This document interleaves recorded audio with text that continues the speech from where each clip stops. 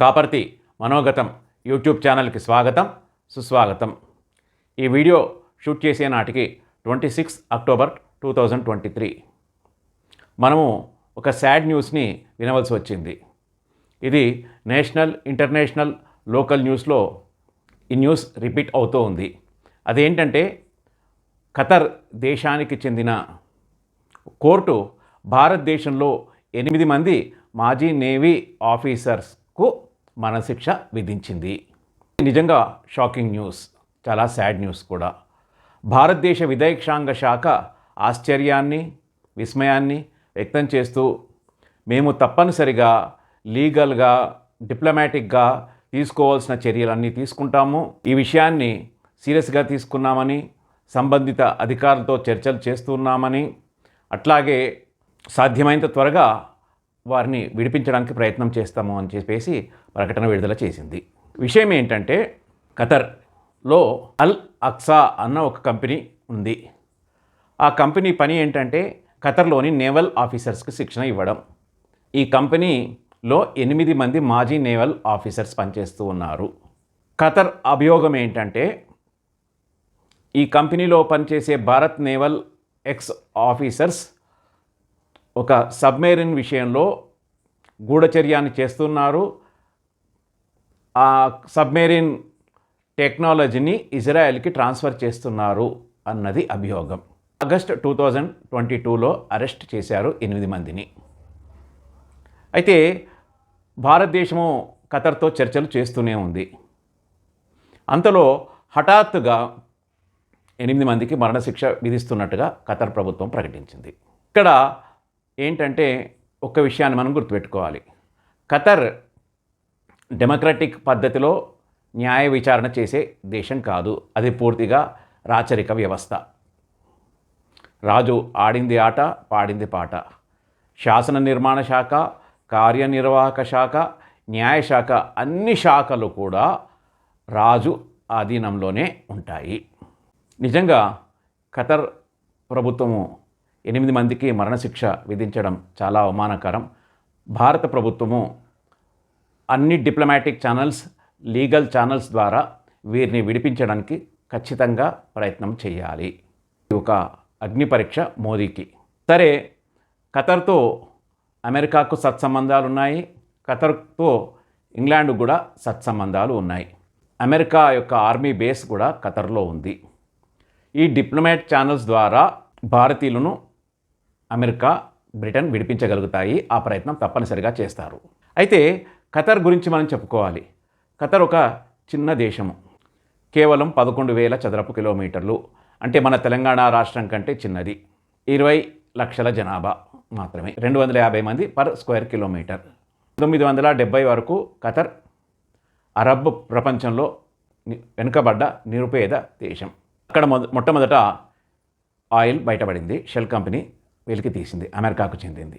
తర్వాత గ్యాస్ చాలా పెద్ద ఎత్తున ఖతర్లో దొరికింది. ఈ ఆయిల్, గ్యాస్ వల్ల ఖతర్ విశేషంగా అపారమైన డబ్బును సంపాదించింది, బాగా అభివృద్ధి చెందింది. ఈ ఆయిల్, గ్యాస్ వల్ల వచ్చిన సంపదను రకరకాల పద్ధతుల ద్వారా ఇన్వెస్ట్మెంట్ చేసి ప్రపంచంలో ఉన్న పెద్ద కంపెనీలలో ఇన్వెస్ట్ చేసి మరింత డబ్బును సంపాదించింది. చాలా సంపన్న దేశంగా మారింది. $1,45,000 per capita income of Qatar. ఇది చాలా ఎక్కువ. డబ్బు కావాల్సినంత ఉంది. ఇరాన్, ఖతార్, సిరియా యాక్సెస్ బాగా ఉంటుంది. అల్ జజీరా టీవీ ఖతర్ చేతుల్లోనే ఉంది. ఆడింది ఆట, పాడింది పాట.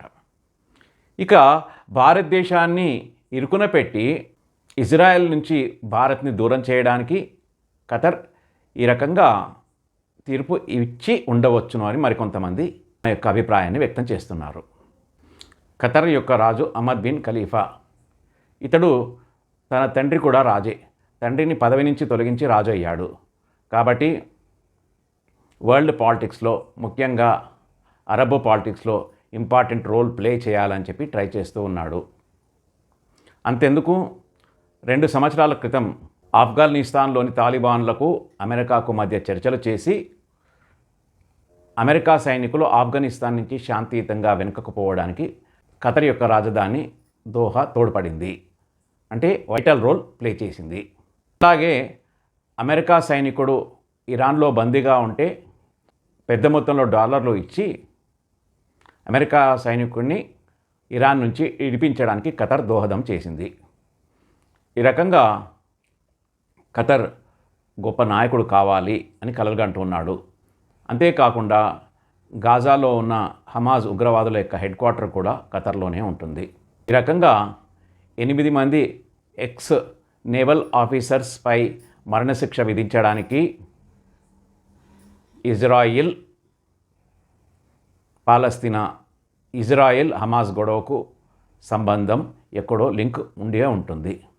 ఏది ఏమైనా కానీ భారత ప్రభుత్వము ప్రోయాక్టివ్గా ఉండి 8 మంది నేవల్ ఆఫీసర్స్ని సేఫ్గా ఇండియాకు తీసుకురావడానికి తప్పనిసరిగా ప్రయత్నం చేయాలి. అలా చేస్తారని చెప్పేసి నాకు నమ్మకము ఉంది. అంతేకాకుండా ఖతర్లో చాలా పెద్ద మొత్తంలో భారత కార్మికులు పనిచేస్తున్నారు.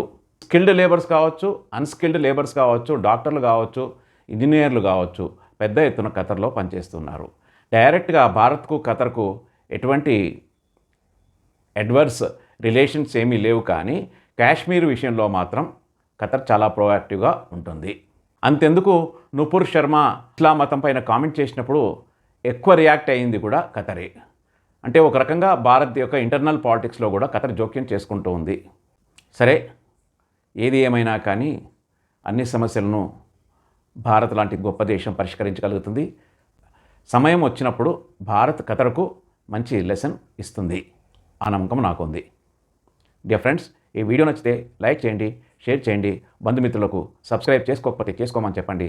తద్వారా మీరు మాకు మంచి వీడియోస్ చేయడానికి అవకాశము కల్పించిన వారు అవుతారు. జై హింద్.